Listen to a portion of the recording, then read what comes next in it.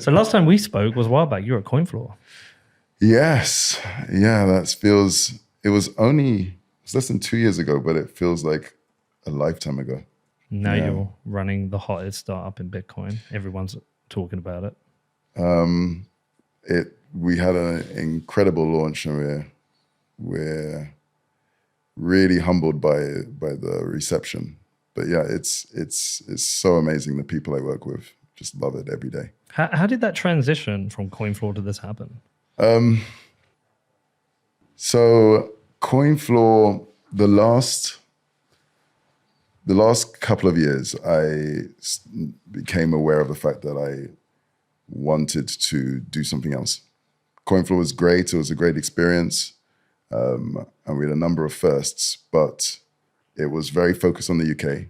And right from the beginning, I'd been very interested and passionate about bringing Bitcoin to the world, starting with the Global South. And with traditional finance, VCs and investors, the idea of your second market being Nigeria or Venezuela was just not going to happen. Also, at the same time in 2019, the Financial Action Task Force approved the travel rule. And from being one of the first regulated exchanges in Gibraltar and Europe, for me, it was very clear that over the following 3 to 6 years, we were going to see the situation for people being able to take their Bitcoin off exchanges get more and more difficult. So I decided at that point that I wanted to find ways of getting people off exchanges, because at that stage, already 90 to 95% of our users would keep their money on exchanges, even though we were trying to get it off, almost begging them to take it off. And that situation was getting worse as regulation became worse. And at the same time, I started also looking at ways to find people to purchase CoinFloor who had the same philosophical leanings as I did. And that's where it started. So over the following year, I went to Hackers Congress, Paralelinopolis in Prague, and I was fortunate enough to meet now one of my co-founders, Eric Syrian. And yeah, he was explaining this idea called federated Chaumian mints. I was explaining some ideas I had about getting people off exchanges.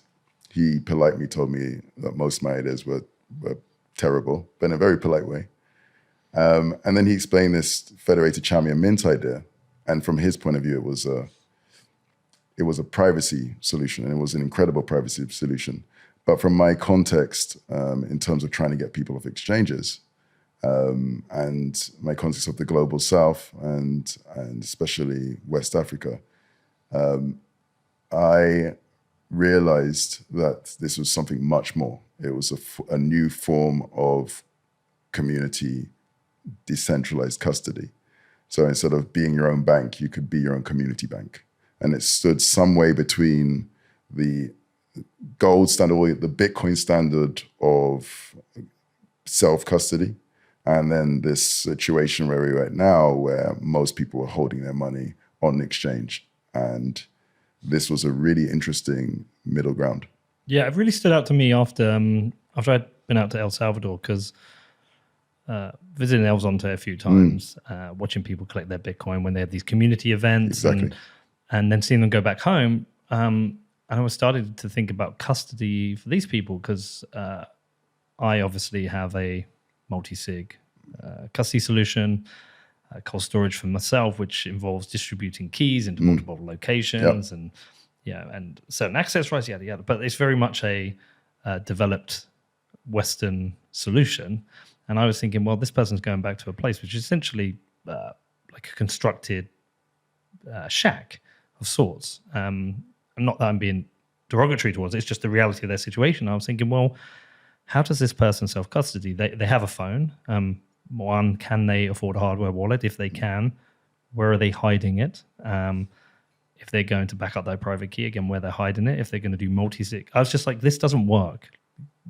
Something like Casa as a multi-sig solution is great if you're in a developed Western nation and you can afford it. And at the time, I was just really struggling. We talked about it on the show, and I didn't know how this was going to be solved. And once I heard about these federated mints, I was like, oh, hold on a second. This is a potential solution for these communities. Yeah, I think it's, and for some people, it could be this process of graduation to self-custody. But I think the thought process was, right now we're at point A, and we want to get to point Z or Z for you, the US audience. Is Z? It's Z, yeah. We want to get to Z. And Z is hyper-Bitcoinization globally. Now, most of the solutions that I've seen around custody take us from A to B to C. So they're better custody, they improve upon where we are. But what we did is look at, well, what does the world look like when everybody's using Bitcoin, when there are billions of people using Bitcoin? And when you look at that world, a few things become clear. One, the vast majority of people will be using Lightning as their daily driver. That's what they'll be using for transactions and so on, receiving and sending. People are receiving it for salaries. People will be receiving it as a merchant and spending money to buy goods and services as well as holding. And also, just given the limitations of the Bitcoin network at the base layer, the majority of people will not be transacting on-chain most of the time, if ever. So once you realize that, and you realize that we're going to go from a world where most people right now have multiple UTXOs to their name if they're holding Bitcoin, to a world where UTXOs will be shared by multiple people, then you need some way of doing that which isn't holding it on an exchange. Because at the moment, the only choice that you have is to have that sort of world is everybody storing it in a centralized manner with effectively a stranger, someone you don't know, whose incentives, as we've seen time and time again, often don't align with your own. Yeah, or they can make mistakes, or people can hack things, and there's just that risk of holding there. That's why we always encourage people to get their coins off the exchange. But it feels like it's more than just that, though. It feels like this is more of a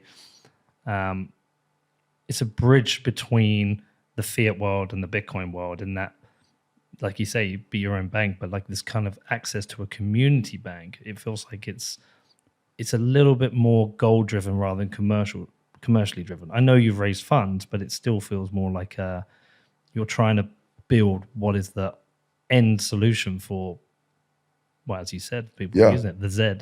Yeah, when we started, so when I met Eric, it was and remains and will always remain Fedimint, that is the core protocol. This protocol for what I like to call the third pillar of the Bitcoin open source ecosystem. Yeah, so explain the three.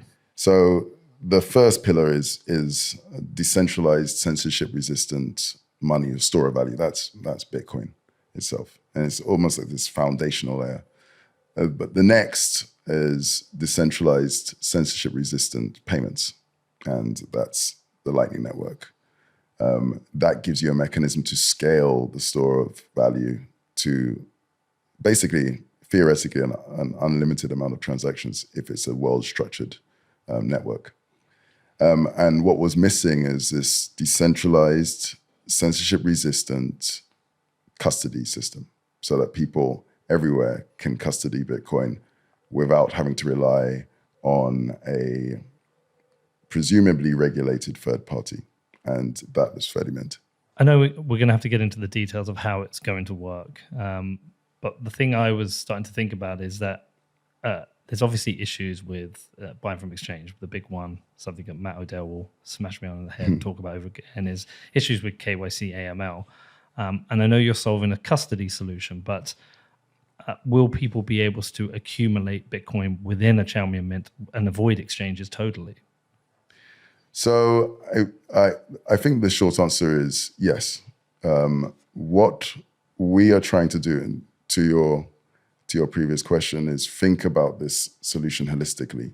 So custody is a key part of it, payments and settlement through Lightning is a key part of it, and obviously the money itself is a key part of it. But we're not just focused on creating a great new form of community custody. We're focused on helping form societies or cities or towns that are hyper-Bitcoinized. We're defining, just so we have a yardstick, we're defining hyper-Bitcoinized as more than 50%, so 51% of the community using Bitcoin every day.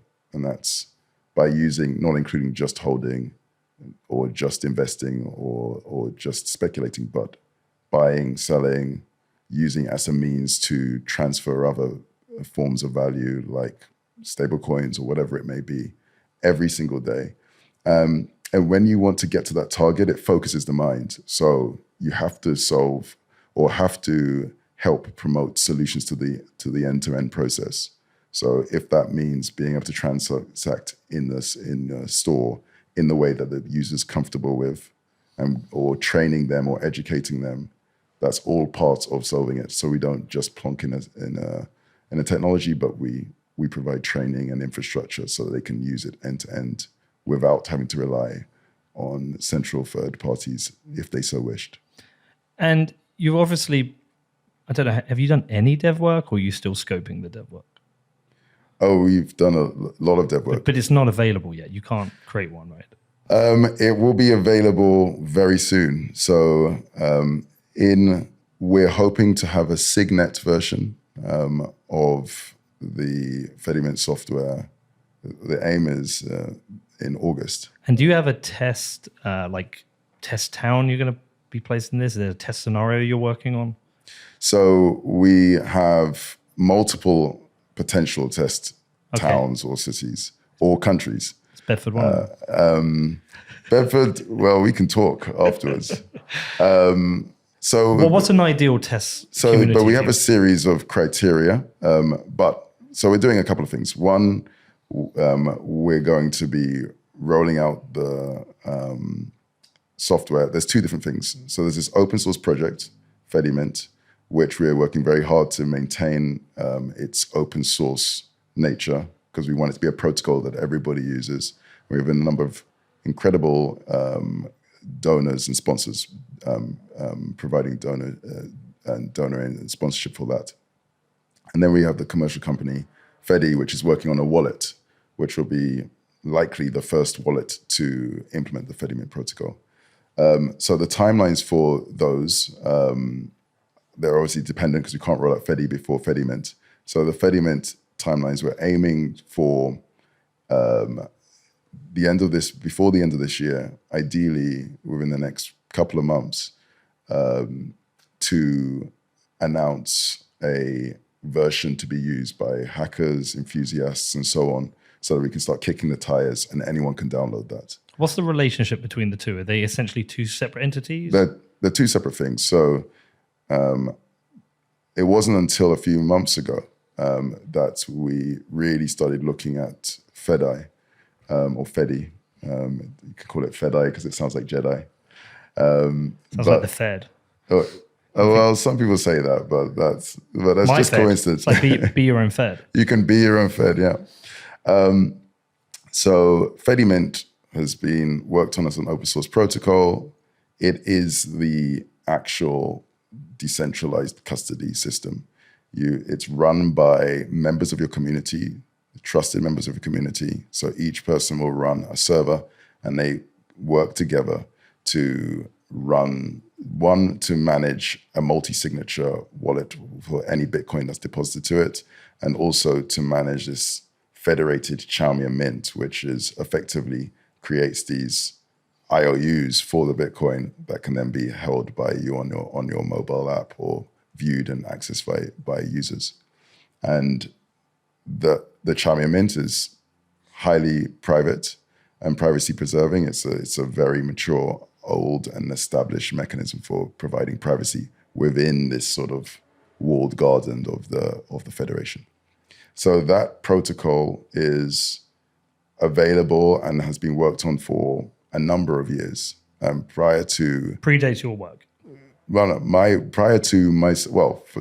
Yes, and the idea of Champion Mints predates Federated Champion Mints. Of course, yeah.